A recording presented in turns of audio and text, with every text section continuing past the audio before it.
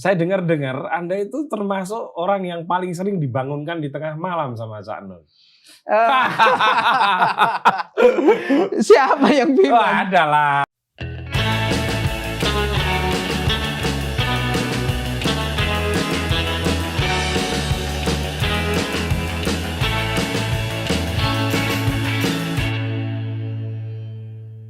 Halo teman-teman, ketemu lagi dengan saya Putut EA, Kepala Suku Mojo.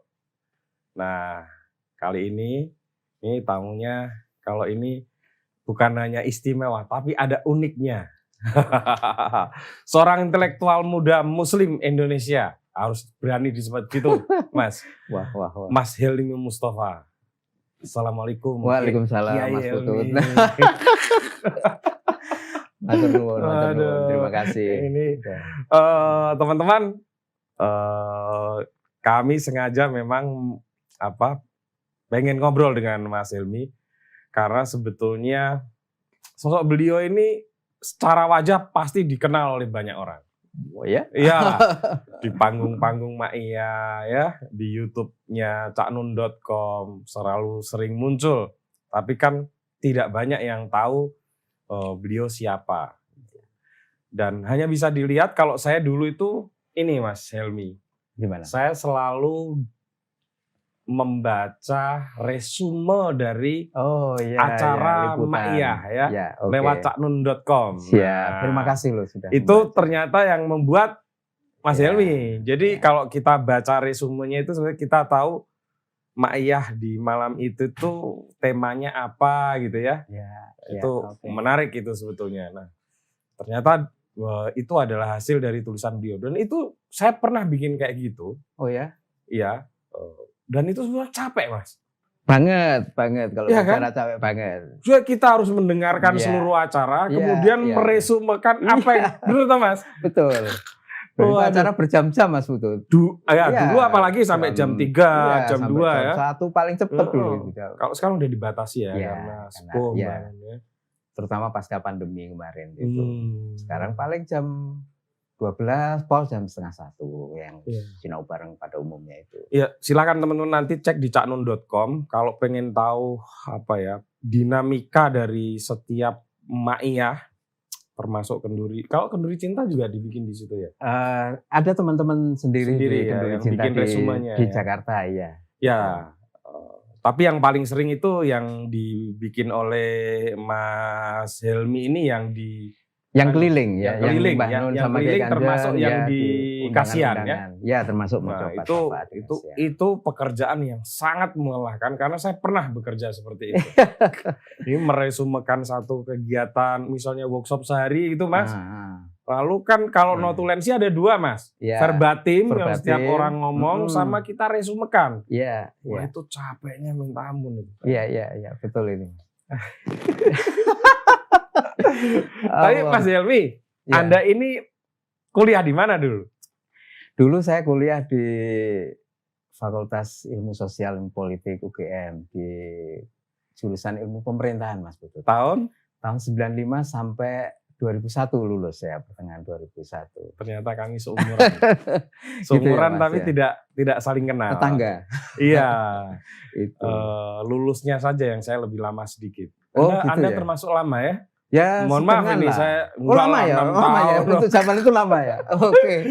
Zaman itu kan standar 5 tahun ya. Kalau anak-anak sekarang ya saya 5 tahun setengah itu kalau nggak salah.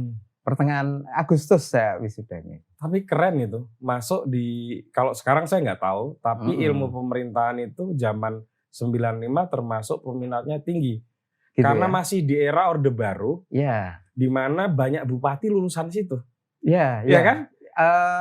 Kemudian pada waktu saya kuliah di situ ada mahasiswa ilmu pemerintahan itu yang sausnya itu dari pemerintahan dari dikasih beasiswa. Dari daerah. Dulu kami menyebutnya tugas belajar. Jadi mereka sudah lebih senior usianya dibanding kami semua, tapi kami dalam beberapa kuliah itu sering ketemu dan juga ngerjain tugas bareng segala macam itu.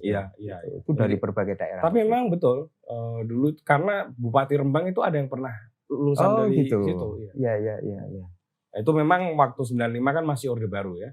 Jadi aspirasi untuk menjadi pegawai pemerintah daerah gitu ya. Termasuk jadi bupati. Kan dulu bupati diangkat kan, ditunjuk ya, betul. tidak dipilih. Nah, Anda kenapa memilih ilmu pemerintahan?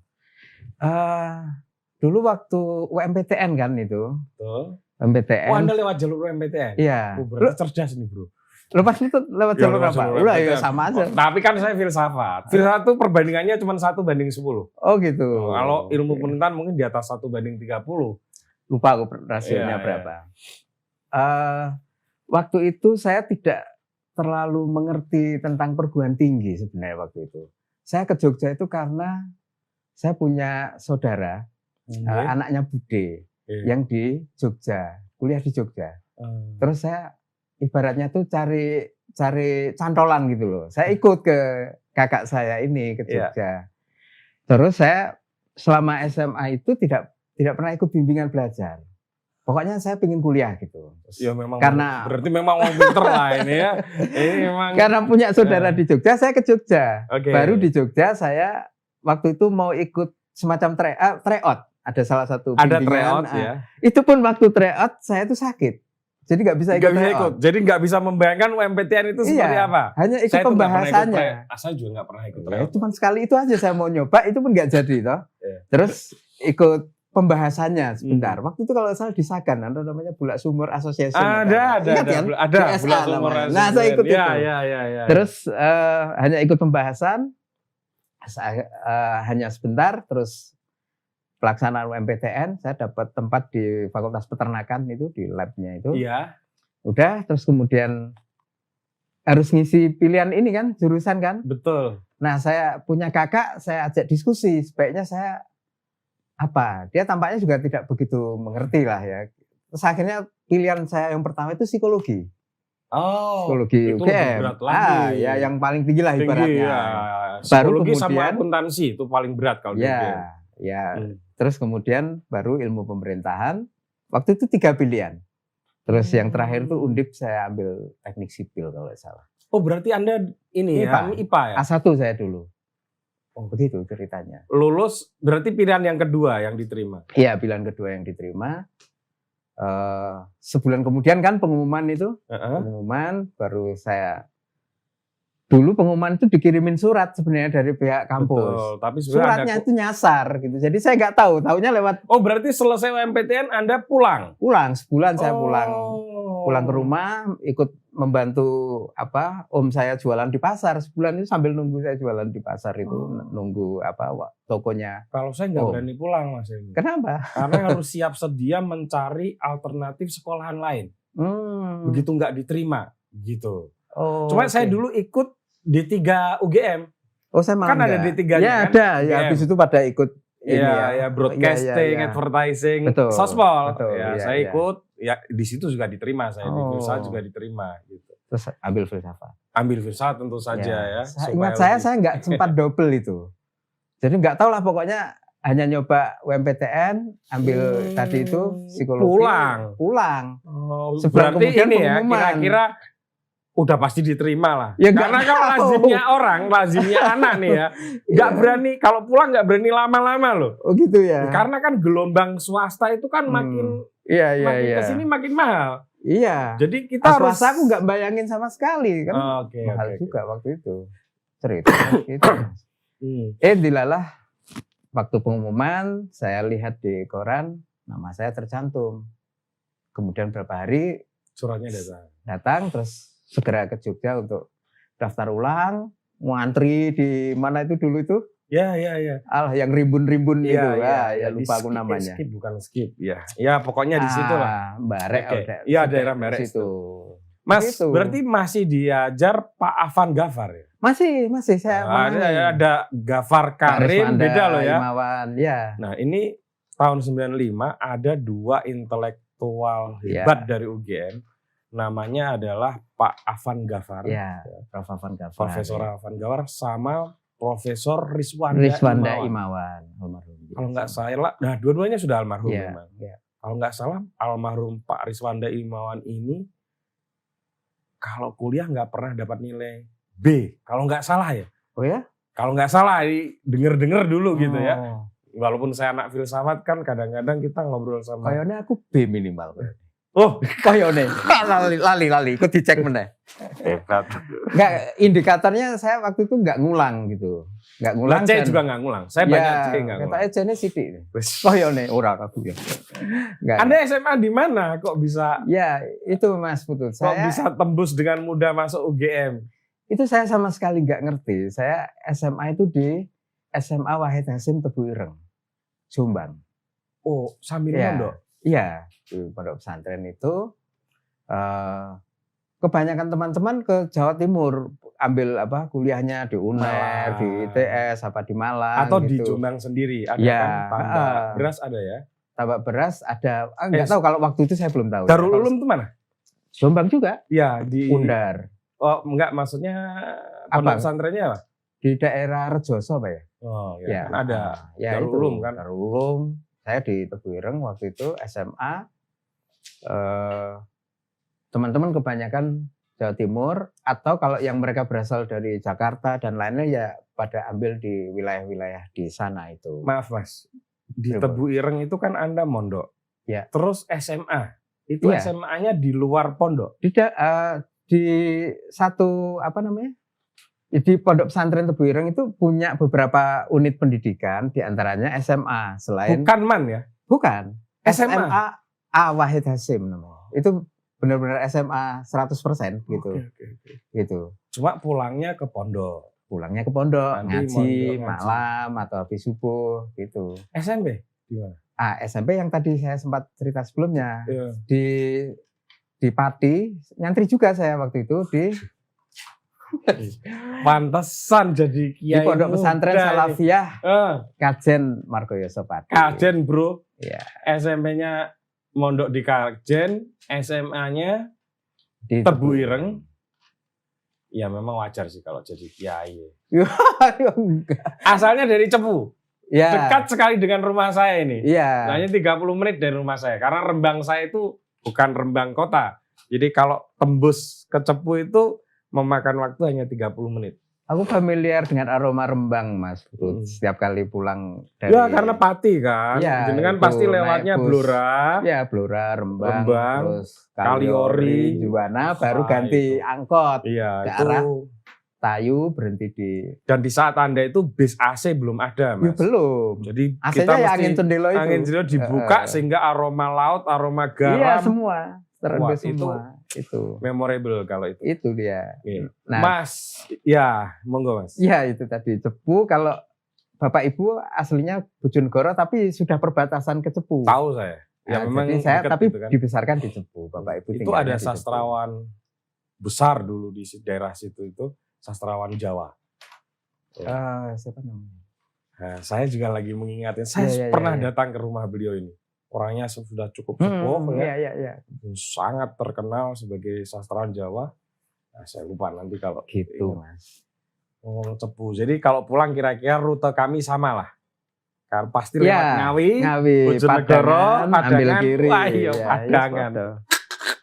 Kalau pas dini hari mampir beli serabi itu di. Wah, ini yang menarik. Di mana?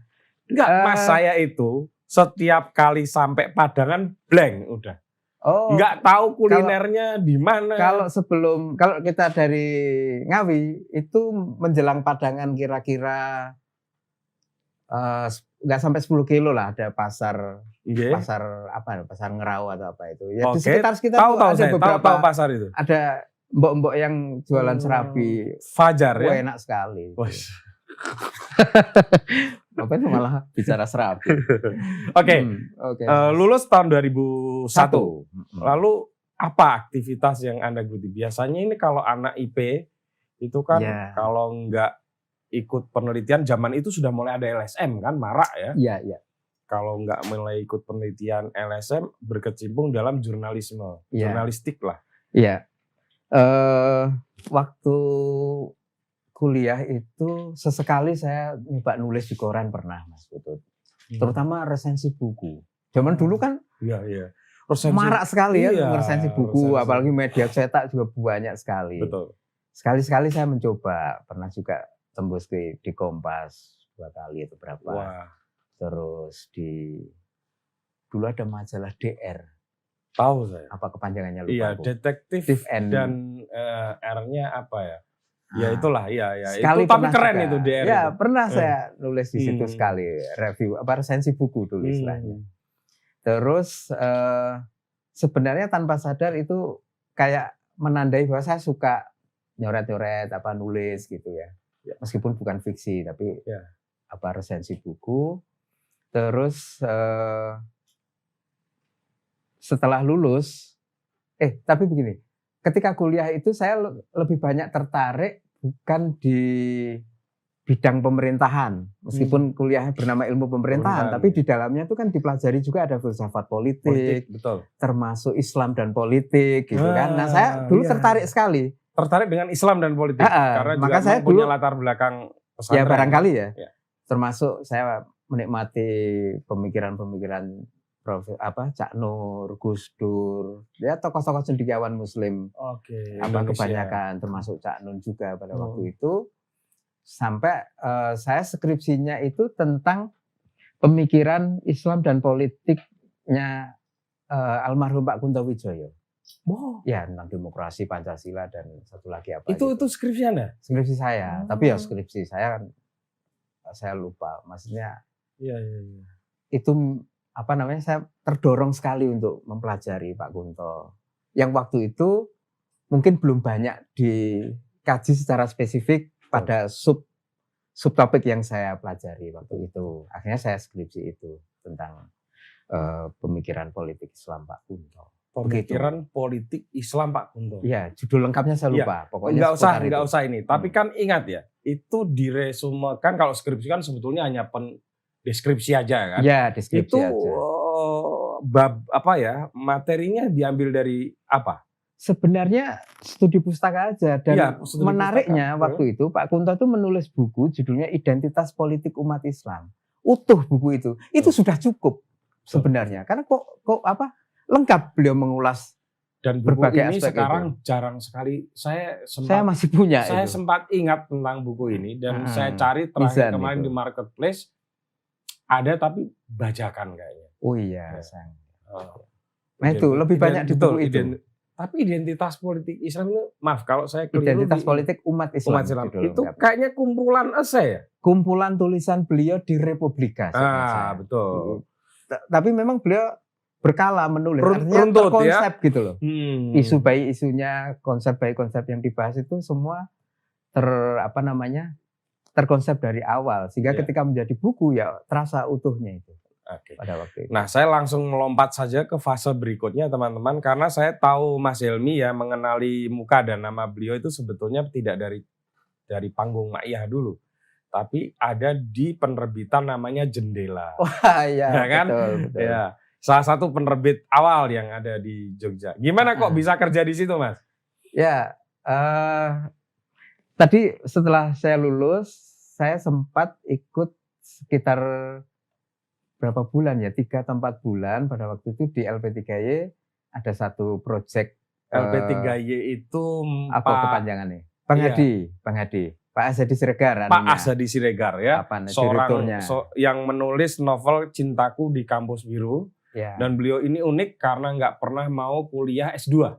Setahu saya, iya. Nggak pernah S2, nggak pernah S3 tapi ilmuannya ngalah-ngalahin yang profesor lah pokoknya. Nah, beliau punya lembaga itu LP3Y. Saya kira banyak orang lah yang sudah jebolan LP3Y, para jurnalis, para penulis di Jogja khususnya itu banyak saya kira. Nah, pada waktu itu LP3Y lagi ada proyek dengan Kompas waktu itu. Konten analisis mengenai rubrik otonomi daerah di Kompas. Pada waktu itu kan sering memang LP3Y kerjasama dengan Kompas kan?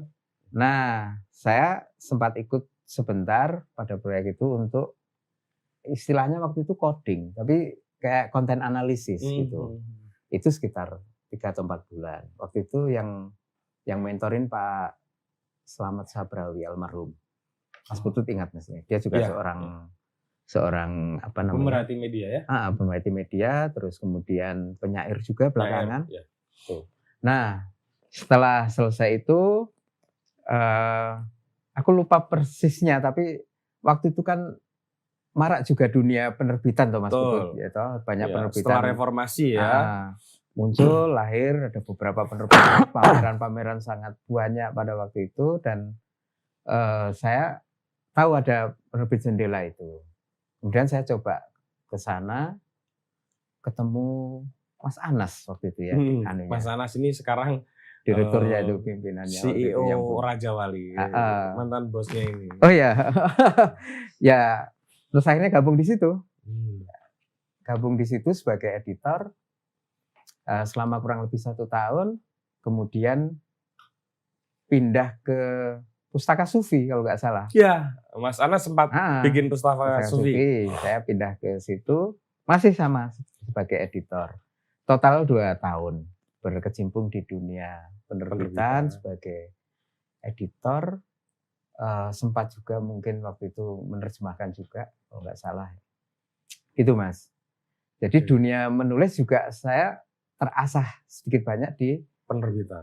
Selama kurang lebih 2 tahun. Ya, di dunia editing atau apa namanya. Ya, ngerasa ke buku pada waktu itu. Lalu gimana tuh ceritanya kok bisa kemudian masuk di dalam komunitas Maia? Ya. Oke. Pada waktu kuliah saya kos di Karangmalang Mas Putut. Terus saya punya teman tetangga kamar gitu, namanya Mas Rozi. Itu dia sekarang di Inggris, kerja di sana sama keluarganya, istrinya dan anak-anaknya. Nah itu teman kos saya ini orang Jombang, mahasiswa antropologi UGM juga. Dia jamaah Padang Bulan, jamaah pengajian Padang Bulan pada tahun itu. Kemudian dia menulis skripsi juga tentang pengajian Padang Bulan. Tesis S2 antropologinya juga tentang Padang Bulan dan Maia. Nah pada waktu itu dia yang ngajak saya datang ke Mocopat Syafaat yang setiap tanggal 17 di... Udah ada Mocopat Syafaat? Sudah, tahun 99, bulan Juni itu pertama kali. Nah dia yang ngasih tahu ada pengajian dan itu baru pertama. Waktu itu saya maksudnya baru pertama jenengan ke sana atau bukan, baru pertama kali Mocopat Syafaat dilahirkan. Ya, itu berarti ketika lahir Anda pas datang ke sana. Pas saya datang ke situ luar biasa. Diajak sama teman saya karena dia sudah dapat informasi. Lebih awal saya diajak ke sana.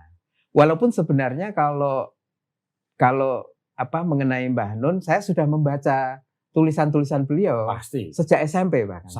Saya MTS tadi itu di sekolah itu ada koran dinding Suara Merdeka. Waktu itu beliau rutin menulis rubriknya namanya kolom ini Gambang Pasisiran kalau tidak salah. Di Suara Merdeka. Suara Merdeka. Nah itu saya baca walaupun tidak paham tapi saya suka gitu baca gitu. Nah Mas Rozi inilah yang ngajak saya akhirnya dari kos-kosan itu berangkat sana waktu itu masih sore hari mulai acaranya itu. Terus berapa kali ikut di situ akhirnya itu udah di Kasihan ya? Sudah di Kasihan.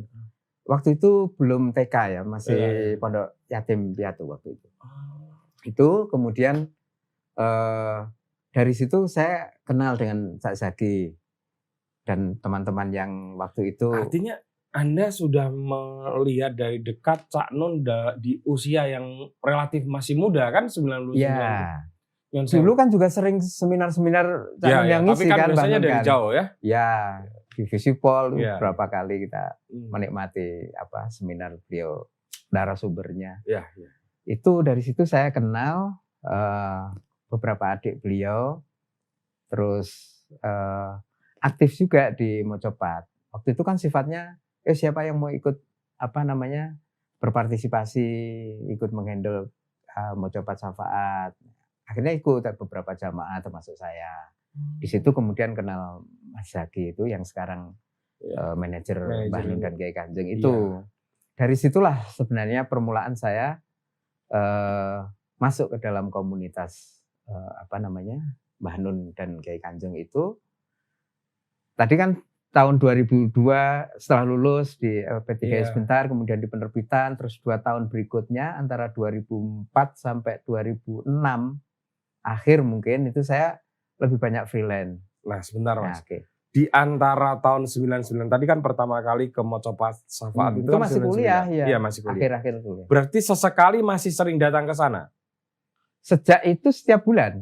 Oh, berarti memang aktif di sana. Bahkan bulan kedua walaupun kerja di jendela di mana tetap aktif di sana.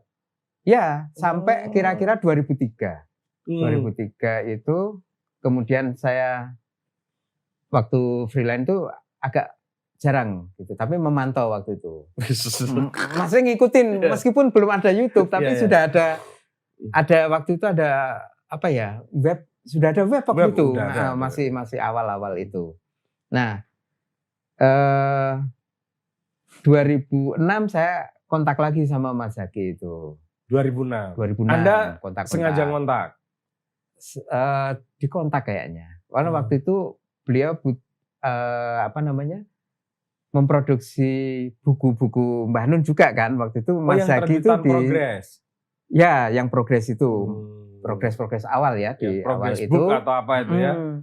Ada salah satu calon buku itu yang saya diminta untuk ikut semacam menyunting gitu ceritanya. Terus 2007 Mas Zaki minta saya untuk bergabung di situ ke Progres. Begitu Mas itu 2007 mungkin bulan April kalau tidak salah. Wah, begitu. Lama ya berarti. Sudah. Sekitar berarti sudah 15 tahun lebih. Iya. Di Progres. Nah, pertanyaan 2007 saya kenapa di Progres. 2007 kan sekarang 2023 kan berarti sekitar 15-16 tahun. Iya. Mas Hilmi kenapa satu pertanyaannya tertarik dan bersedia bergabung di Progres? Di mana di situ ada sosok seorang tokoh sentralnya yang bernama MH Ainun Najib atau Cak Nun atau Mbah Nun gitu ya. Yang pertama. Kedua, kok bisa awet sampai lebih dari 15 tahun? Bahkan sekarang sudah menjadi ya tokoh andalan lah kalau boleh saya sebut begitu. Nanti itu yang ketiga kita bicarakan. Dua pertanyaan itu dulu. Kenapa waktu itu bersedia dan kenapa begitu lama? Sampai sekarang ya. Saya coba ingat-ingat ya Mas Putut. Ketika tadi saya sempat cerita SMP saya sudah membaca kolom-kolom beliau. Termasuk ketika SMA, ketika saya di Tebu Ireng. Tebu Ireng itu punya perpustakaan yang menurut saya itu sangat bagus. Ya. Sangat bagusnya itu artinya gini, koleksinya cukup tertata rapi, banyak, dan pada waktu itu ada satu ruangan khusus yang itu sebenarnya tidak banyak orang yang boleh masuk, apalagi di luar jam operasional gitu. Nah, saya kebetulan kenal baik sama kepala perpusnya karena dia tinggal di komplek di sekomplek dengan saya, namanya Pak Zainal pada waktu itu. Kadang-kadang di malam hari saya diajak masuk ke situ, dan di situ buku-buku para cendekiawan Muslim Indonesia itu komplit. Gus Dur, iya, ada semua. Ada semua terbitan Mizan, terbitan yang lain-lain, terutama Mizan. Mizan memang luar biasa. Buku-buku itu tuh memukau saya pada waktu itu. Meskipun ketika saya membaca mungkin belum mampu memahami, tapi sudah ada pesona yang setidaknya 2-3 paragraf itu membuat kita terpukau ya. Termasuk itu yang karya Cak Nun kan banyak waktu itu di Mizan, mulai dari catatan dari pojok sejarah ya, dari pojok sejarah, kemudian Indonesia bagian dari desa saya ada gelandangan di kampung sendiri, terus Sang Kiai yang saya John Parkir itu semua ada, termasuk yang 1000 Masjid satu jumlahnya, bukunya biru tipis kecil itu saya baca saya semua. Menikmati hampir semua sama kan? Kalau puisi jujur saja saya tidak menikmati. Kalau puisi ya? Iya, kecuali Lautan Jilbab. Nah, kalau yang 1000 Masjid satu jumlahnya itu prosa puisi. Itu prosa puisi, betul. Ya. Itu puisi tapi agak panjang ya. Iya, betul. Seperti kalau nggak salah 99 99 untuk Tuhanku. Nah, itu kan mirip itu ya, membedah satu persatu. Itu. Gitu. Barangkali kalau tadi ditanya kenapa tertarik gitu. Mungkin itu kelanjutan dari interest atau kesukaan membaca tulisan-tulisan beliau pada waktu itu. Mungkin juga ketika itu saya merasa ada banyak pemikiran-pemikiran beliau yang mungkin cukup unik gitu ya. Unik ya. Mungkin kalau kita letakkan dengan pemikiran-pemikiran yang lain gitu juga ya, unik, cara ya. menulisnya unik ya. Mungkin tanpa saya sadari itu mendorong gitu ya ketika saya di kontak Mas Zaky dan akhirnya ikut di situ. Di samping juga waktu itu saya memang belum ada ikatan dengan lembaga-lembaga yang lain. Jadi ya oke lah, bismillah. Saya juga sangat dekat sama Mas Zaky. Akhirnya, itu keputusan hebat loh Mas. Oh ya? Karena itu usia yang sangat matang. Kan kita satu usia ya. 2007-2008 itu artinya ya kita 30-an tahun. Artinya enggak muda-muda amat, tapi ya sudah cukup matang lah. 30-an sekian tahun kan, 31-30 tahun gitu. Mungkin di sisi lain juga karena mungkin kita merasa enjoy tinggal di Jogja kali ya waktu itu. Iya, kalau mungkin itu ya. Tapi soal aktif di mana kan itu persoalan yang berbeda. Iya, betul. Saya kan memang sejak awal misalnya sudah punya tekad untuk tidak pernah mau meninggalkan Jogja. Walaupun tidak tahu harus kerja apa. Karena saya punya persoalan lain ya. Satu punya persoalan psikologis ya. Karena merasa memang nyaman di Jogja. Yang kedua saya merasa punya hutang dengan Jogja. Yang mesti saya bayar dengan hal yang apa yang bisa saya kerjakan di Jogja. Mungkin mirip-mirip dengan yang barusan Mas Putut sampaikan. Di lain perihal ketertarikan. Barangkali juga secara jiwa atau naluri saya itu mungkin lebih tertarik di dunia sosial gitu ya, kemasyarakatan gitu, bukan sebagai bekerja di pemerintahan atau di perusahaan yang besar segala macam itu. Tampaknya ada pas lah ya, panggilan ke situ dan saya rasa dunia Mbah Nun ini kan dunia itu. Jadi ketika dulu keluarga beliau yang saya rasakan yang diceritakan Cak Zaky dan keluarga beliau ini kan DNA-nya itu pendidikan sebenarnya. Betul. Pendidikan untuk masyarakat. Kalau kita sering mendengarkan ceramah Canon, terutama yang di Padang Bulan ya, karena sering dibedah itu genealogi dari keluarga beliau. DNA-nya pendidikan masyarakat. Ketika dulu ayah Mbah Nun itu meninggal mewariskan sekolah. Kemudian Ibu Halimah, ibunya Mbah Nun juga sudah merintis pengajian untuk ibu-ibu, untuk masyarakat. Bahkan tidak hanya pengajian ya. Punya sekolah juga kan? Punya sekolah, terus ngasuh banyak orang gitu di desanya itu. Dan ketika kedua beliau sudah kapundhut, putra-putri beliau kan terpanggil untuk meneruskan dalam tanda petik perjuangan beliau di masyarakat, pendidikan. Dilalah yang barep ya, almarhum Cak Fuad yang baru saja meninggal, memang seorang pendidik. Seorang pendidik gitu. Kemudian Cak Nun, Mbah Nun dan adik-adiknya. Kemudian tahun 92 apa 3 gitu, berdirilah Padang Bulan itu. Sebenarnya itu kelanjutan dari pengajian yang sebenarnya sudah dirintis sama Ibu kan, Ibu Halimah, kemudian juga sekolah diteruskan. Padang Bulan itu 92 Mas? 92 ya? 92 sih. 92. Ketika itu saya sudah di posisi di Jombang, tapi nggak bisa ikut karena kan saya di pesantren, jadi nggak bisa leluasa meninggalkan pesantren. Tapi sudah dengar karena beliau juga sudah nulis di Detik waktu itu kolom besar juga menyebut Padang Bulan. Masih ingat wajah tabloid Detik dan itu Padang Bulan itu awal-awal saya kuliah termasuk sering, walaupun saya nggak pernah ke Padang Bulan sampai sekarang saya memang belum pernah ke Padang Bulan. Itu memang dianggap sebagai yuk ke Padang Bulan gitu, kayak semacam ini kan, ke Padang Bulan gitu. Betul. Serombongan naik bis gitu. Saya sempat Mas itu. Oh gitu ya. Tapi itu mungkin sudah setelah 98, setelah reformasi. Saya, teman saya tadi itu Mas Rosi dan beberapa teman yang lain tuh rombongan naik kereta apa dulu namanya itu yang dari Lempuyangan itu yang kita turun di Jombang gitu ya. Habis itu sore udah nyampe sana. Nah mungkin secara tidak langsung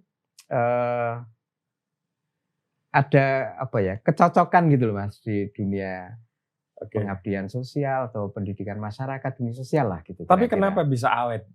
Nah itu dia. setelah saya ingat-ingat gitu ya, belakangan itu, saya merasa sebenarnya kayak secara teknis itu bekerja di Progres gitu ya, staff di Progres. Tapi itu sebenarnya teknis saja. Lebih hakikinya itu. Sebentar, ini saya harus terangin dulu. Progres itu mungkin semacam tim manajemennya Cak Nun dan sekretariat Mbah Nun dan Kiai Kanjeng. Dan Kiai Kanjeng, teman-teman. Sebutannya Progres ya, supaya nanti nggak bingung ya. Nah, setelah saya rasakan sebenarnya bekerja di Progres dengan tugas utama sebenarnya ikut beberapa tugas yang berkaitan dengan acara beliau diundang oleh masyarakat untuk memberikan sinau bareng pengajian di berbagai tempat ini, kayak saya itu diajak berperjalanan, kayak diajak jalan-jalan dalam arti fisikal maupun dalam arti intelektual. Dalam petik gitu ya, seperti itu. Jadi asik sebenarnya, dan keasikan itu sebagian saya tuangkan dalam tadi yang Mas Putut baca itu liputan, dan itu dari tahun ke tahun bermacam-macam pengalaman yang saya nikmati gitu ya. Tapi kalau boleh tahu, apakah pekerjaan Anda, kalau kita boleh sebut sebagai pekerjaan, ini belum yang sekarang nih ya. Itu semata-mata mengisi atau meresumekan kegiatan-kegiatan Cak Nun dan Kiai Kanjeng, atau ada tugas yang lain sebetulnya? Ada, tentu ada, Mas. Misalnya gini, saya ambil contoh sinau bareng. Misalnya ada sinau bareng di Rembang misalnya, atau di kabupaten mana dengan pengundang mungkin Pemkab atau komponen masyarakat yang lain. Salah satu tugas saya adalah ikut menyiapkan informasi atau bahan dasar untuk Mbah Nun. Misalnya begini, yang mengundang Mas Putut nih misalnya, atau Mojok ini ngundang. Nah, sebelum acara berlangsung, mungkin 2-3 hari sebelumnya saya kontak Mas Putut, saya interview, saya riset kecil-kecilan. Mojok itu seperti apa, concernnya di bidang apa, kondisinya bagaimana, masyarakat di situ itu bagaimana, kecenderungan misalnya mata pencaharian masyarakatnya kayak apa, suasana sosial budaya keagamanya kayak apa, dan seterusnya, termasuk panitia ingin nanti Mbah Nun tuh ngendiko apa, cerita tentang apa, merespon tentang tema apa. Nah itu collecting informasi dasar ini salah satu tugas saya yang nanti saya sampaikan kepada Mbah Nun sebagai info. Jadi ketika beliau nanti menyampaikan pengajian, menyampaikan uraian, itu punya sedikit bekal beliau sedang menghadapi masyarakat dengan background yang seperti apa, seperti itu. Dan terutama sekali mengenai temanya. Misalnya, temanya ya. Tema misalnya yang Isra Mi'raj harus ada sisi gitu lain dari Isra Mi'raj gitu ya. Tema misalnya yang ngundang desa nih, Merti Desa. Oh, temanya Merti Desa. Nah, itu kita sampaikan. Panitia pinginnya apa? Berarti ada dual ya. Salah satunya baik itu dari sisi audiens dan lokasi gitu ya, dan tema. Tema itu sudah tersistem dengan baik. Jadi sudah prosedur itu. Jadi saya selalu interview dengan penyelenggara. Nah, Mas Hilmi, kalau boleh saya agak bagi gitu ya, sebagai orang yang di luar Ma'iyah, sebagai Ma'iyah garis tengah lah gitu. Karena kan kenal beberapa orangnya, tapi kan tidak aktif di dalamnya tidak tahu banyak, tapi juga menonton dan hadir di beberapa acara Ma'iyah. Itu kalau para kru keseniannya, sebutlah begitu ya, itu kan jelas job desk-nya. Kalau Cak Jaki CS itu kan nggak kelihatan di panggung. Di belakang. Ini ada satu-satunya orang berarti dari Progres yang selalu duduk di panggung ya. Kalau dulu agak jauh dari Cak Nun, sekarang kan makin dekat ya. Saya pelajari itu gitu. Nah, dan itu nggak punya bisnis acting. Mohon maaf, kalau yang di belakang itu kan bisa sambil lo pola nyetem apa mau nyekel ini. Betul. Ngerokok, Mas Helmi nggak ngerokok kan? Iya. Itu di barisan depan sendiri berjam-jam gitu. Itu gimana itu, Mas? Wah, iya, Mas. itu jujur aja itu siksaan atau topo broto? Topong rame itu, Mas. Jadi di belakangan ini saya mohon maaf kalau cerita ya. Cerita apa lagi di balik layar sebenarnya. Iya, monggo. Jadi selain tugas tadi itu, belakangan juga saya kan ada keperluan mencatat untuk menulis itu, Mas. Iya. Ya, menulis liputan. Dan saya ini modelnya nggak bisa dengerin terus besok ingat penuh gitu, nggak bisa. Maka saya selalu bawa buku. Iya. Saya nyoret. Khas dari Anda. Meskipun kadang-kadang audio juga saya rekam. Gitu. Karena nanti begitu acara selesai, coretan ini membantu. Meskipun coretan ini kan sifatnya hanya pengingat aja. Pointers saja ya. Pointers saja. Terus karena itu saya harus ngematke betul apa yang disampaikan beliau, apa yang berlangsung di acara itu. Karena kan nanti nulis itu nggak cuman apa yang disampaikan beliau, suasana juga kita harus kalau bisa ceritakan sedikit lah secara literer gitu ya. Terus belakangan beliau juga minta standby untuk kalau butuh ayat Al-Quran. Padahal saya tuh ya nggak hafal. Apalagi gitu. Belakangan ini. Nanti kita akan udah itu. Ini ya. Tapi nggak bisa ditolak loh, Mas. Itu harus kita jalani. Sebisa-bisanya saya menyiapkan. Jadi kalau beliau menyampaikan satu topik itu, saya selalu harus standby. Nanti akan kemana? Kira-kira ayat yang relate yang tiba-tiba beliau tanyakan itu apa? Itu tugas yang nggak gampang loh yang dilakukan Mas Hilmi. Saya bisa merasakan itu. Jadi mesti mengamati dari atas panggung. Ya. Ada ribuan penonton di bawahnya gitu ya. Lalu dalam durasi yang panjang loh itu. Ya. Apalagi dulu sebelum pandemi ya. Bisa sampai tadi itu bisa sampai jam 2, bisa sampai jam 3. Pernah saya lihat tuh bahkan sampai ada yang sudah adzan subuh baru selesai gitu ya. Kalau yang lain bisa ngopi, ngerokok, Mas Patup ini. Kalau Mas Patup enak pura-pura nyetem gitar, dutan, twitteran Mas kan. Ya 5 jam, 6 jam di panggung kan orang bisa bosen ya. Sementara Anda kan harus di depan mencatat sampai selesai. Dan mohon maaf, itu kan bukan hanya sekali, kan dulu ya, mungkin hampir setiap malam seperti itu. Gimana tuh mengatasi tantangan dan rasa bosan? Ya, Mas, kita jujur aja ya, itu pasti mentalnya harus kuat tuh. Iya, apalagi nggak cuman tadi yang sudah sempat saya sebut. Belakangan beliau dalam Sinau Bareng itu juga mengajak jamaah itu berdialog. Bukan berdialog, Mas, diberi beberapa pertanyaan untuk mereka rembuk, kelompok dibagi beberapa kelompok, workshop lah itu. Itu nanti setelah dikasih waktu mungkin 20 menit, 30 menit, mereka setiap kelompok diskusi, nanti presentasi. Nah, yang membacakan pertanyaan ini yang nanti menjadi hal yang didiskusikan mereka itu saya. Termasuk nanti ketika mereka presentasi, saya juga standby untuk mungkin memandu atau tetap menyimak mereka. Tidak boleh ada yang saya kelewatan gitu. Kelewatan kehilangan enggok itu istilahnya itu. Saya bisa bayangin. Nah, gitu. Nah, beberapa tugas itu berlangsung bersamaan. Iya. Ya, bagaimana menjalaninya? Ya saya lakukan meskipun kadang-kadang harus siaga betul gitu. Jadi kadang sambil mendengarkan gitu.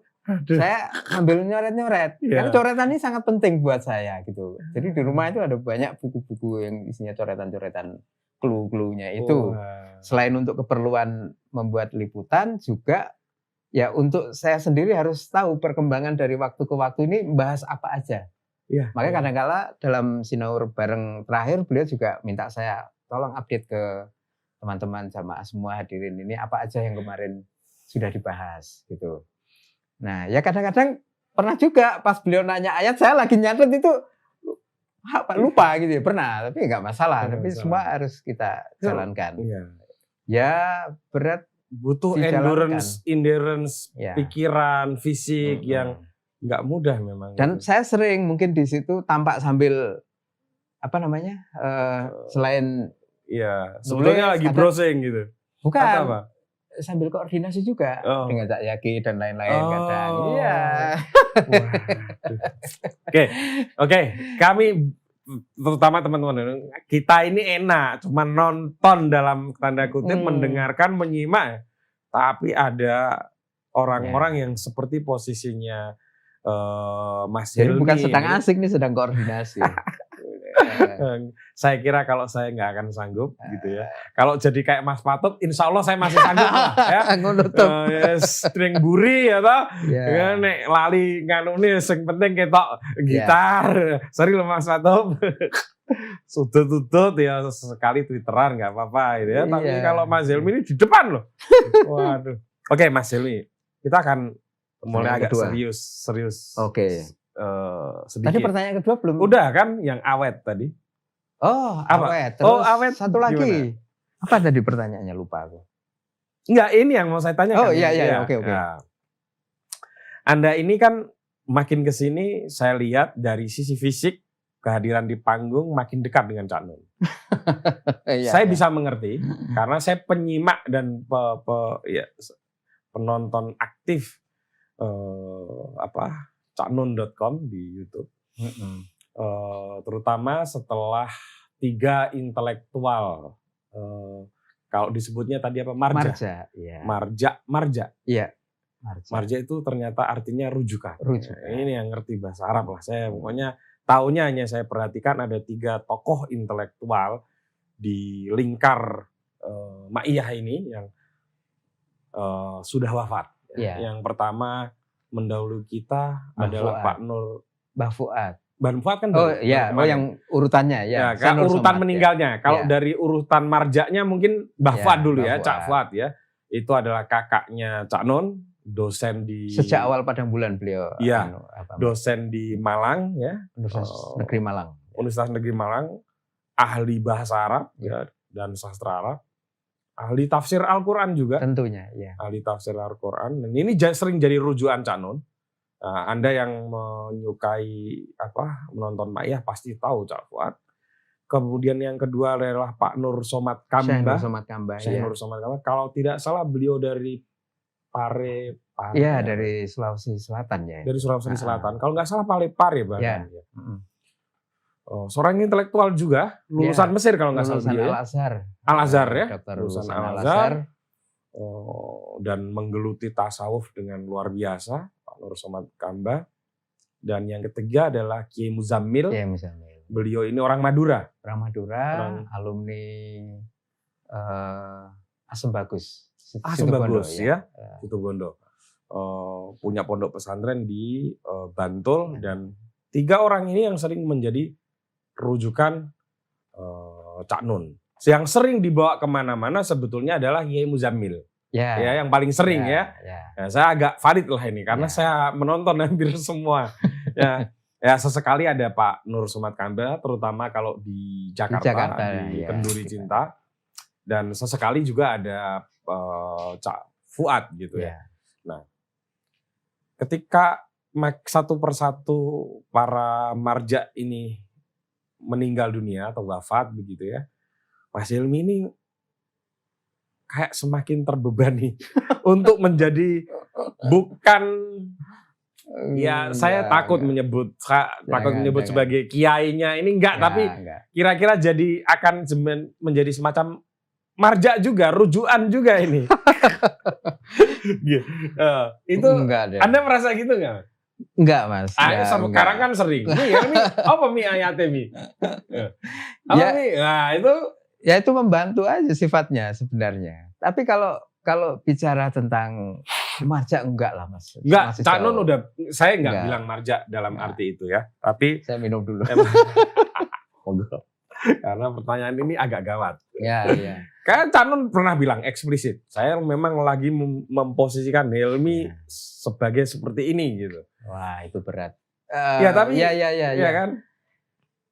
Kalau gambaran makronya sebenarnya sosok seperti Mbah Nun itu apa ya? Bahasa yang lain, bahasa yang tepat mungkin beliau itu mendidik sebenarnya, mendidik ya. Beliau sendiri sebagai seseorang yang memiliki kedalaman berpikir mengenai keagamaan, mengenai banyak hal termasuk kedekatan beliau secara secara intim terhadap Al-Quran, ayat-ayat suci Al-Quran itu sebenarnya nggak main-main lah sebetulnya ya. Nggak butuh saya gampangannya gitu. Tapi kan makin sepuh mungkin ingatan agak kendor sedikit gitu. Mungkin lebih tepatnya beliau mendidik ya. Banyak orang di sekitar beliau. Tentu bukan hanya saya. Gitu ya. Beberapa teman di Kiai Kanjeng, para vokalis ini juga dididik oleh beliau untuk hal-hal yang berbeda. Misalnya berkomunikasi dengan jamaah ketika membawakan sholawat, membawakan nomor-nomor Kiai Kanjeng. Termasuk ketika game atau workshop musik itu kan beliau meminta Mas Doni, Mas Cici dan lain-lain berinteraksi dengan jamaah, berkomunikasi, bikin kelompok, ngasih tugas, ngobrol. Semua ini kan sebenarnya dari sudut pendidikan kan ini beliau empunya kan dalam hal ini kan mendidik sosok-sosok di sekitar beliau ini, terutama dari Kiai Kanjeng. Nah, Anda ini khusus mau dididik secara intelektual nih, Wah, aku nggak berani bilang gitu loh, Mas. Nggak, kalau yang lain kan ada workshopnya, ada mungkin ini nek kayak piye gitu. Kalau Anda ada gitu-gitunya nggak sebelum naik panggung? Yang rutin beliau minta itu kan mengupdate hal-hal yang sudah dibicarakan dalam sinau bareng sebelumnya. Ini kan secara nggak sadar saya harus melihat yang sudah berlangsung itu kemudian saya tata dalam satu urutan atau dalam satu logika tertentu, baru saya sajikan ke ke teman-teman atau ke jamaah. Kan nggak mungkin verbatim atau hanya tapi urutan kalau biasa. Yang sering ditanya kan yang agak berbahaya, mohon maaf ya, agak berbahaya itu dalam arti bisa saja Anda kalau tidak siap itu kan agak kacau jalannya acara gitu. Itu kan kalau ayat. Iya. Itu mau nggak mau Anda harus mulai menghafalkan. Iya, betul. Jadi saya tidak jarang membawa catatan untuk mengantisipasi supaya tidak salah mengutip gitu kan. Tapi sebenarnya beliau dari satu topik ke topik, ayat-ayatnya itu sudah terpilih. Iya. Ya, kita niteni gitu kan, mengingat ketika nanti membahas ini kurang lebih ayatnya ini. Dengan kemampuan ada memori yang terbatas, saya berusaha mengingat gitu, menyiapkan gitu. Tidak jarang juga beliau sudah berpesan. Misalnya nanti malam sinau bareng nih. Sore ini beliau WA saya. Ini beberapa ayat yang nanti mungkin dibahas beliau. Itu lalu saya pelajari ayatnya. Ketika nanti beliau menyebutkan ayat itu, saya membacakan. Ada juga seperti itu. Tapi Anda secara intelektual itu menjadi makin matang ya? Ya, challenge saya kira itu, tantangan. Atau mungkin juga opportunity yang bagus gitu. Saya harus belajar banyak gitu kan. Saya harus berpikir gitu. Saya kira begini Mas Ilmi. Mungkin kalau saya susah membayangkan jadi Anda. Berat itu tugas gitu ya. Tapi di sisi yang lain saya juga harus mengakui mungkin itu opportunity.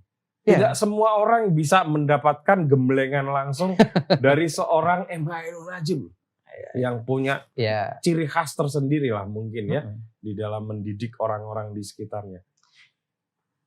Ayat-ayat yang beliau minta kadang-kadang juga tidak terduga. Karena ketika beliau membahas ayat itu sedang merespon mungkin pertanyaan jamaah yang kita kan tidak tahu pertanyaannya apa gitu.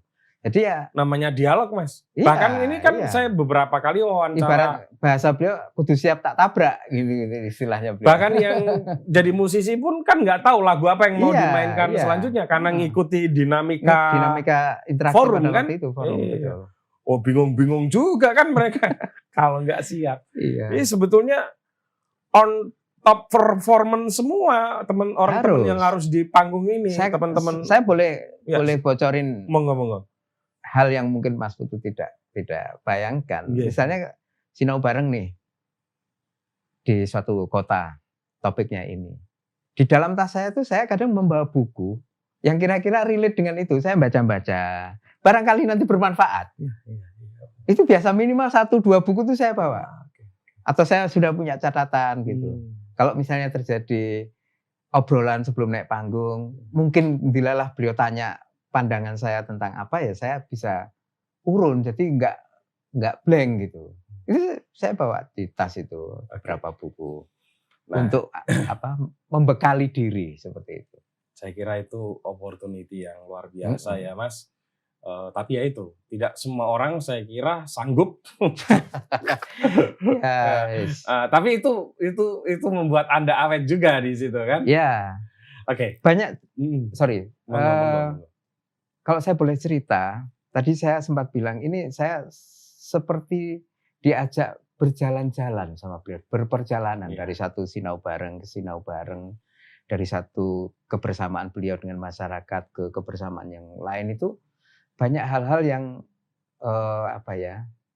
impresif, mengesankan dan kadang-kadang di luar bayangan saya.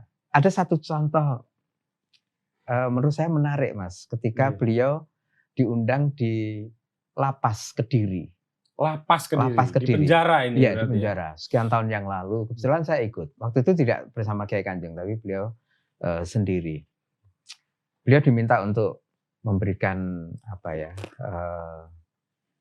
pengajian di dalam penjara itu, yang seluruh anggota penjara itu, seluruh penghuni itu ada gitu. Dan masjidnya itu berdampingan dengan kamar-kamar para tahanan itu. Kamarnya besar, tinggi gitu. Saya bayangin bagaimana orang berkomunikasi dengan segmen orang yang sangat spesifik. Tahanan semua itu Mas. Gitu kan. Ya tahanan bermacam-macam kasusnya itu. Kira-kira bagaimana komunikasinya gitu kan. Dan ternyata Mbah Nun tuh punya banyak cara untuk itu. Yang fokusnya itu di awal itu adalah menyapa hati mereka, hati para tahanan itu. Jadi ketika awal gitu, sebelum beliau bicara tentang banyak hal itu, beliau itu menyapa hati mereka itu dengan kalimat seperti ini, kurang lebihnya. Neng kene iki dalam bahasa Jawa gitu.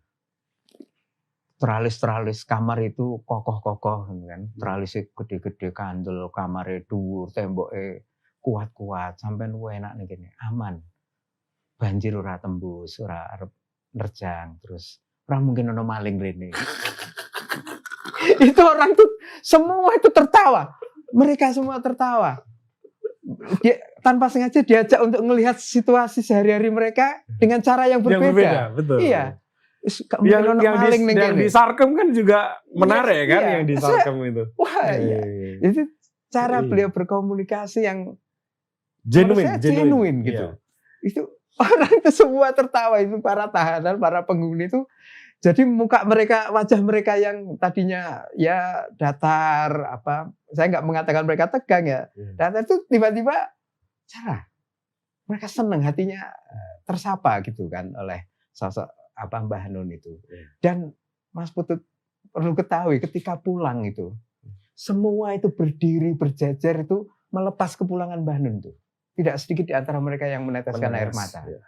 Itu di Lapas Kediri beberapa tahun yang lalu. Saya masih ingat betul dialognya itu.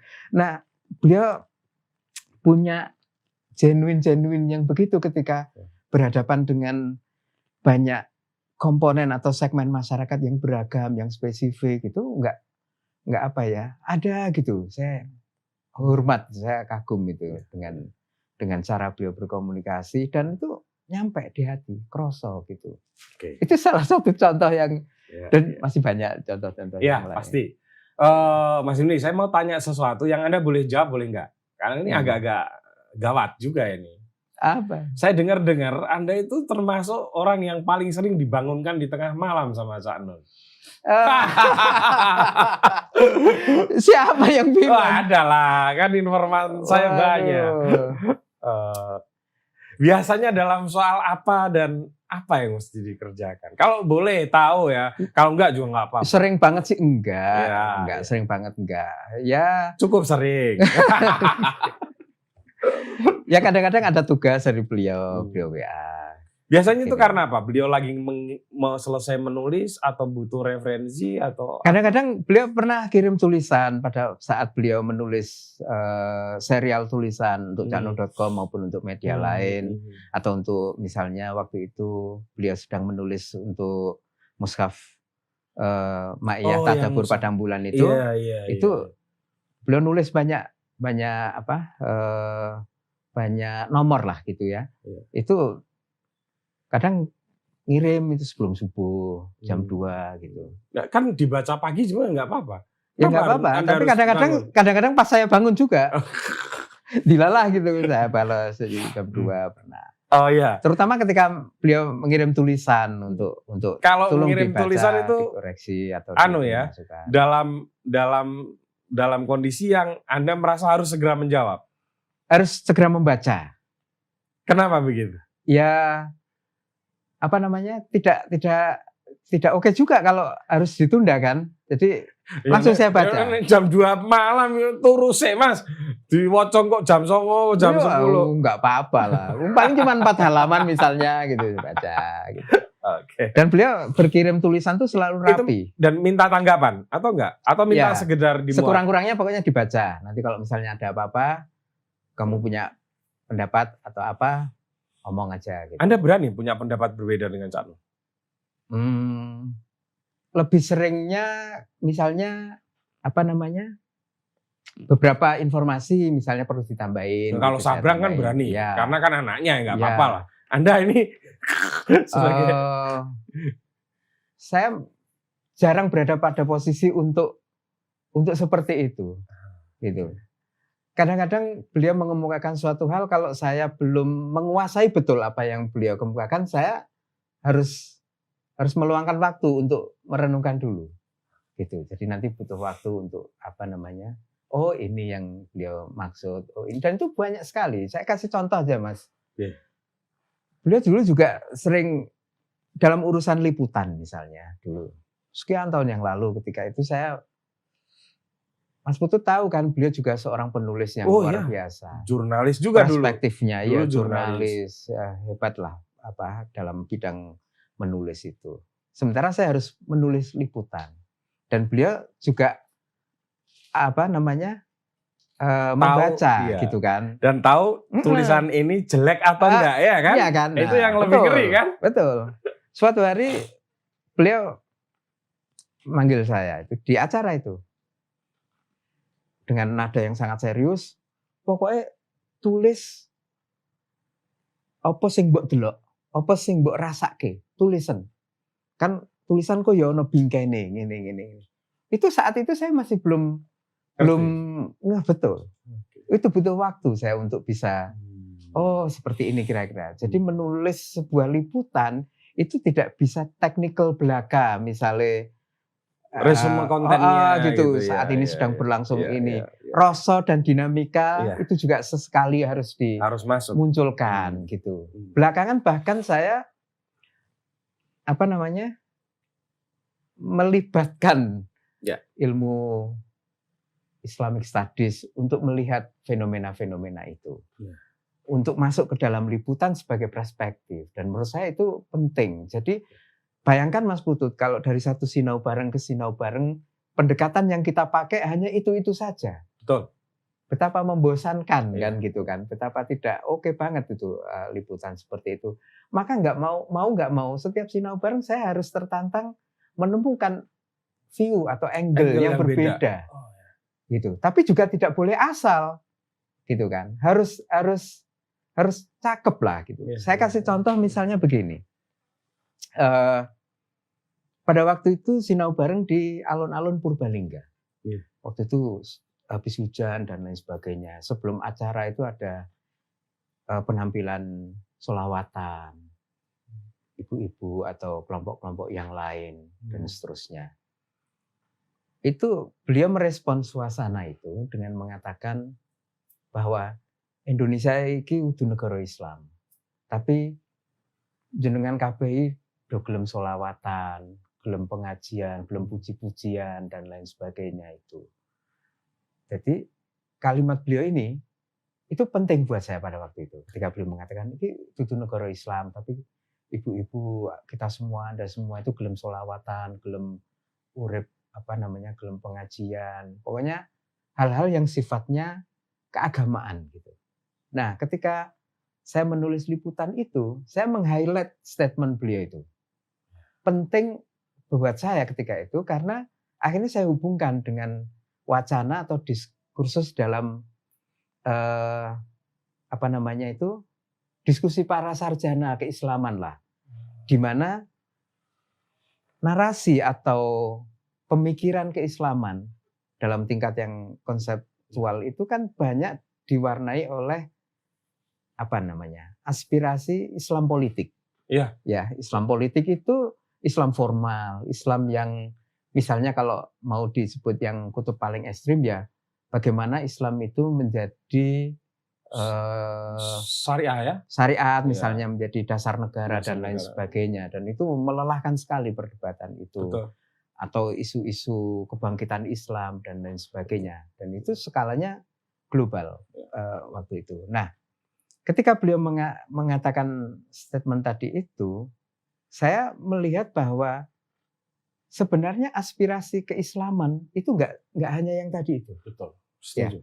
aspirasi keislaman itu macam-macam bentuknya, dari yang lokal kecil, yang peri-peri, gitu kan, itu bermacam-macam, termasuk tradisi yang hidup di masyarakat. Betul. Yang di Sinau Bareng itu ditampilkan bagaimana ibu-ibu penuh gairah kecintaan bersolawat, kecintaan kepada Kanjeng Nabi. Ini kan aspirasi sebenarnya. Betul. Aspirasi keislaman dan hidup berdenyut di masyarakat, tapi tidak tercover oleh narasi yang besar ini tadi. Maka kesempatan Sinau Bareng seperti ini tadi itu memberi kesempatan saya untuk melihat bahwa aspirasi Islam itu bermacam-macam loh. Ini kaya ya? Iya, kaya. Decentering saya melihatnya itu. Jadi enggak terpusat pada Islam politik. Menurut gitu. Saya potong. Ma'iyah itu menurut Anda bagian dari decentering enggak? Bisa juga disebut seperti itu menurut saya. Silakan. Dan itu contoh bagaimana saya mencoba menemukan makna dari Sinau Bareng itu dengan bermacam situasi yang berlangsung saat itu di waktu itu di Purbalingga, di alun-alun. Jadi aspirasi keislaman itu bermacam-macam, kita bisa melihat gitu.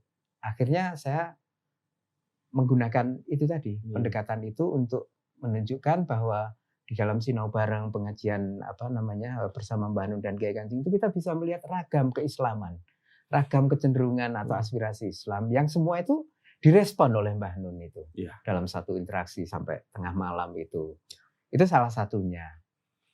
Jadi jalan-jalan itu Sinau Bareng yang tadi saya bilang itu membuat saya punya kesempatan untuk melihat dinamika potret mosaik keislaman di berbagai tempat, di dusun-dusun, di desa-desa.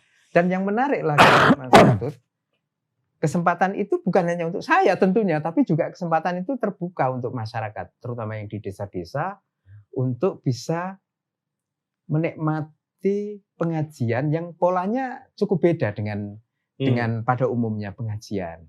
Misalnya yang paling mudah adalah bagaimana mereka bisa bersolawat diiringi dengan gamelan Kiai Kanjeng. Mas Putu tentu tahu kan gamelan Kiai Kanjeng ini Jogja dan musikalitasnya bagaimana. Kalau mau bicara art atau musik ini kan musik kelas tinggi tuh sebenarnya. Betul. Dan itu bisa dinikmati oleh masyarakat di dusun-dusun. Disinergikan. Iya, disinergikan. Mereka mendapatkan privilege untuk mendapatkan opportunity menikmati musik itu. Itu buat saya sesuatu. Betul. Gitu. Sama. Itu salah satu contoh. Belum lagi nanti obrolan dengan Mbah Nun sendiri. Itu mereka bisa dapat kesempatan, saya kira ilmu terbuka luas. Tapi ketika dengan Mbah Nun itu ada unik-uniknya ya, itu karena tadi yang ada dialog kan, saya dinamika mau forumnya kasih, ada. mau kasih contoh satu, silakan, Mas. silakan. Karena Mas Putut mahasiswa filsafat nih ceritanya. Karena ceritanya berkaitan dengan filsafat. Iya, monggo. Waktu itu sinau bareng di Tulung Agung kalau nggak salah. Ya di sebuah desa juga. Yang hadir juga cukup banyak. Dalam sinau bareng itu kan ada tanya jawab. Mbah Nun membuka kesempatan tanya jawab itu. Iya. Terus salah satu penanya ini masih muda juga, banyak kan remaja-remaja anak muda yang hadir itu, bahkan mendominasi itu bertanya dengan pertanyaan yang menurut saya itu filosofis banget. Di desa loh itu, Mas. Itu bertanya tentang bagaimana mengenali diri.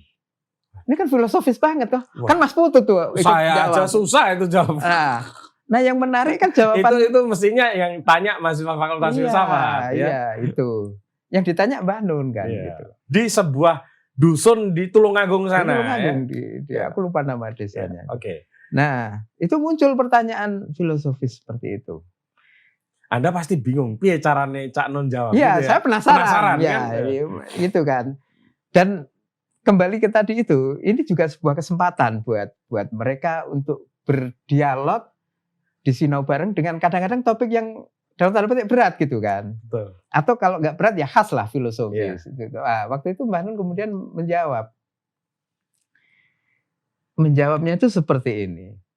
Mengenali diri atau kemudian membentuk diri itu pokoknya kamu isi dirimu itu, hari-harimu itu dengan melakukan kebaikan. Lakukan kebaikan. Itu nanti lama-lama terbentuk apa yang disebut diri. Lebih tepatnya dirimu. Meskipun kamu nggak sadar bahwa itu adalah jati diri. Jadi mengenali diri terus membentuk diri itu nggak melulu proses kognitif. Jadi dirimu itu bagus atau punya jati diri dan jati dirimu itu bagus, tidak perlu kamu sadar akan itu. Yang penting faktanya kamu bagus, dirimu bagus. Dan jadi itu bisa dilakukan dengan berproses pelan-pelan setiap hari melakukan terus kebaikan.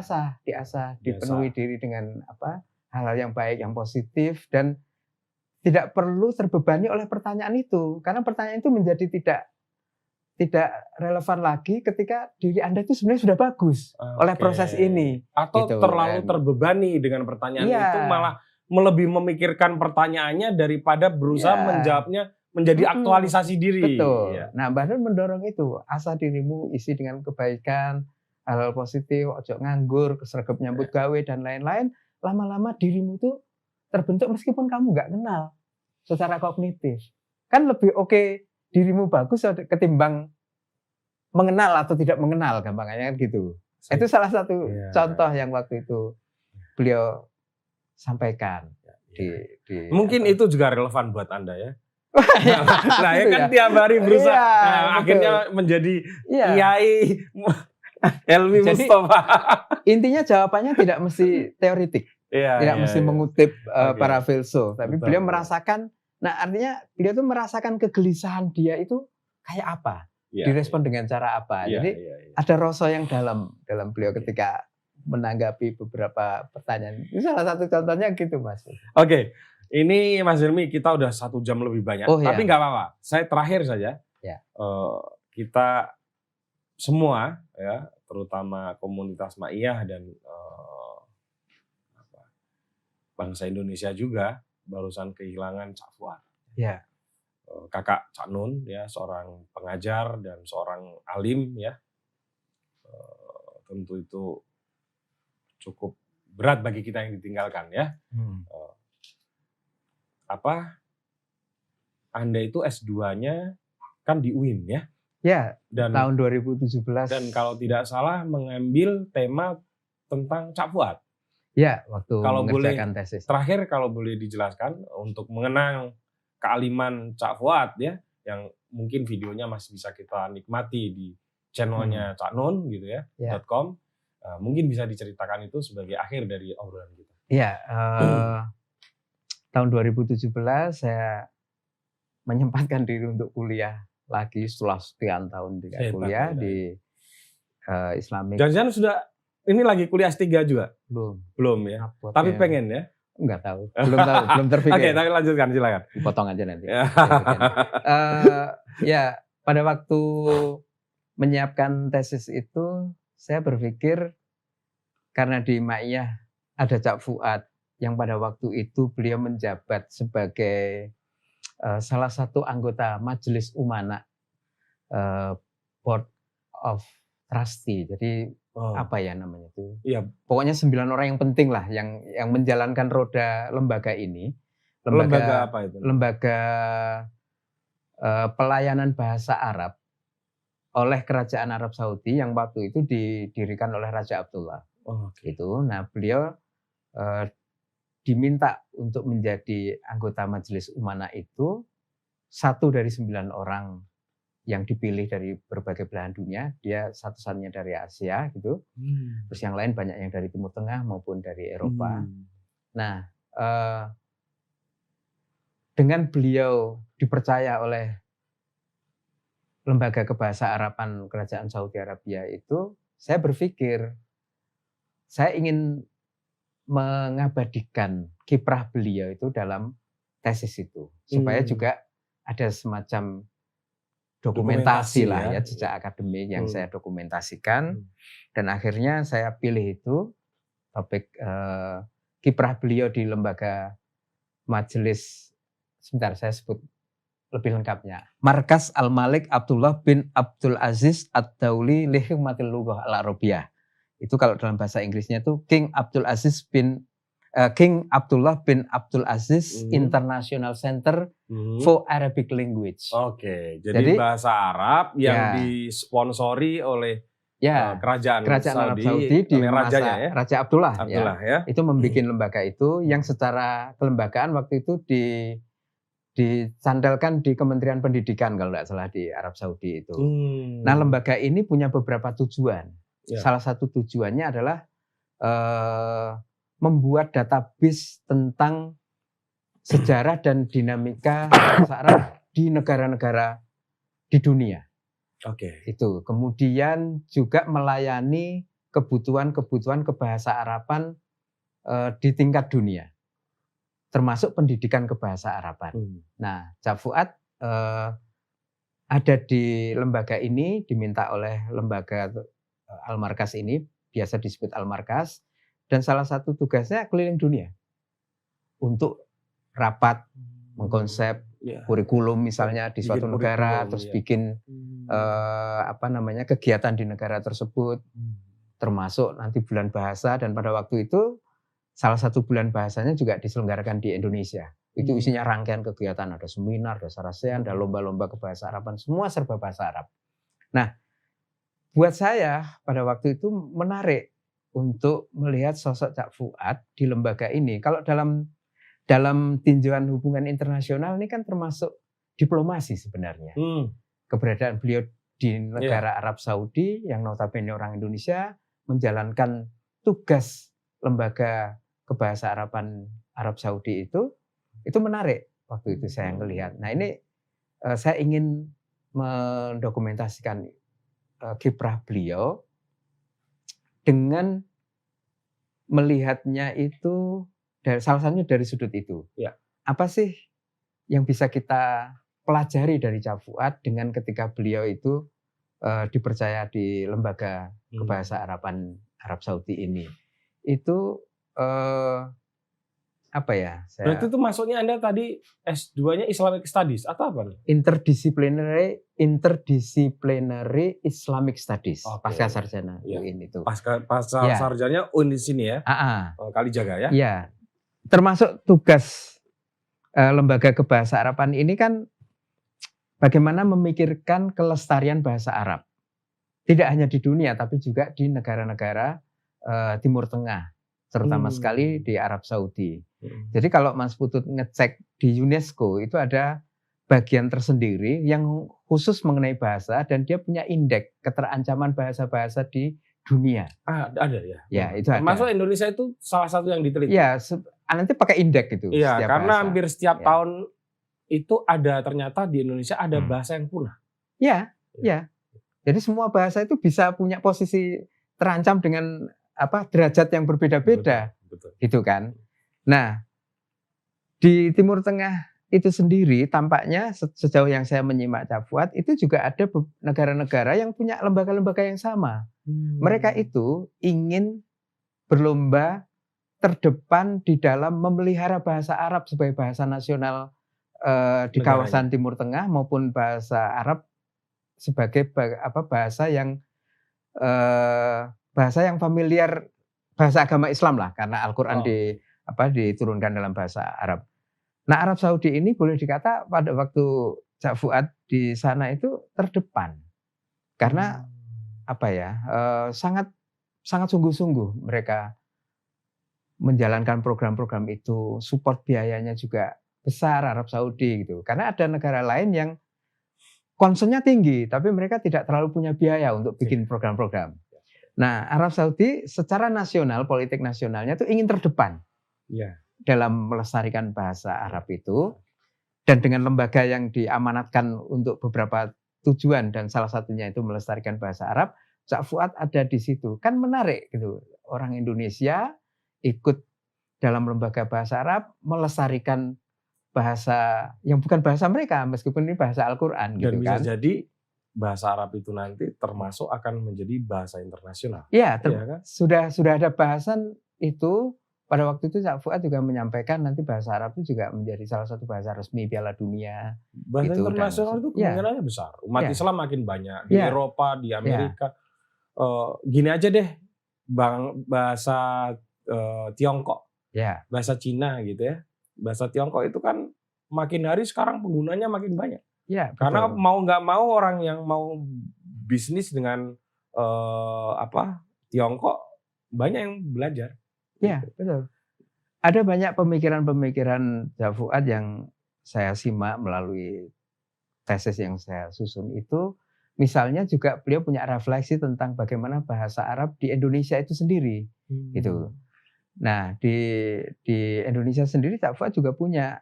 Karena beliau ini concern utamanya sebenarnya pendidikan bahasa Arab. Gitu. Beliau dengan rendah hati itu enggan disebut ulama bahasa Arab segala macam. Saya ini hanya penggiat kata beliau. Tapi menurut saya ya tidak sebatas itu tentu ya.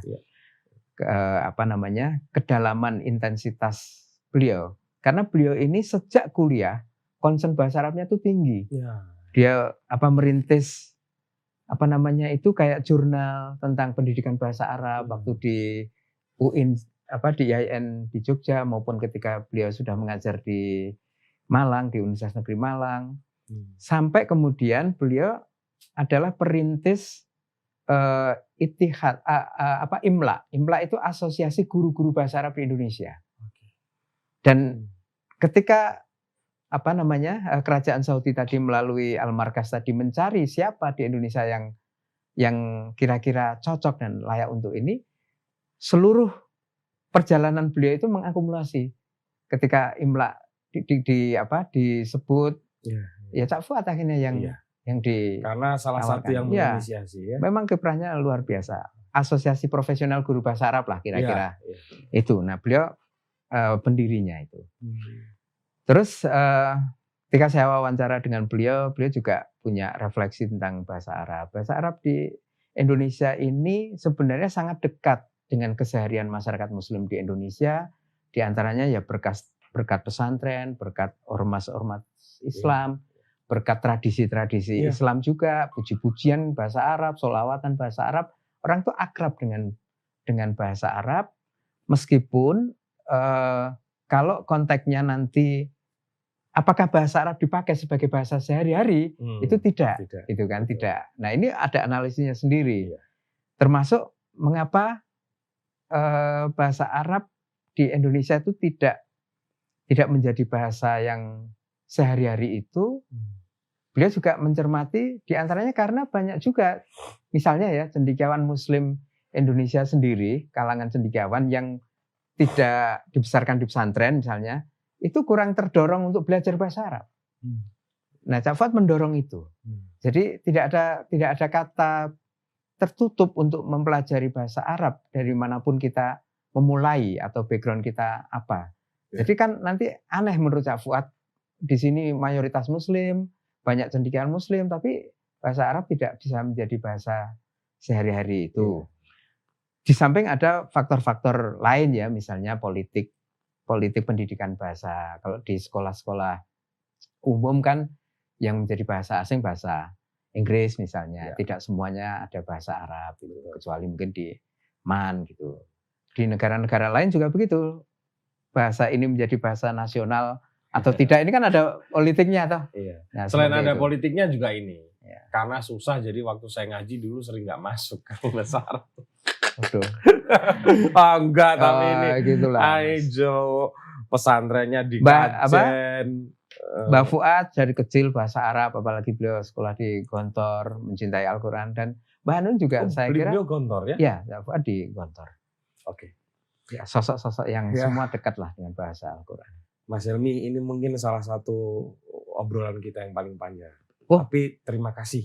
Ya. Terima kasih kembali. Terima kasih banyak. Walaupun saya masih banyak pertanyaan yang ingin saya utarakan, tapi ya mesti dibagi sesinya lah nanti kapan-kapan kalau masih banyak hal yang ingin saya gali dari misalnya dari sisi sosiologis Ma'iyah kan belum banyak yang menyoroti itu. Ya.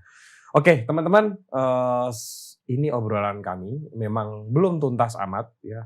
Mumpung saya ya memang agak panjang nggak apa-apa. Mumpung saya ketemu dengan orang yang secara intelektual sedang sangat dekat dengan Cak Nun ya, dan orang dalamnya Ma'iyah, progres gitu ya, sehingga bisa menggali lebih banyak lagi ya. Dan tadi tuh ternyata pekerjaannya tidak mudah gitu. Tidak ada yang mudah memang untuk menjadi digembleng menjadi sosok hebat.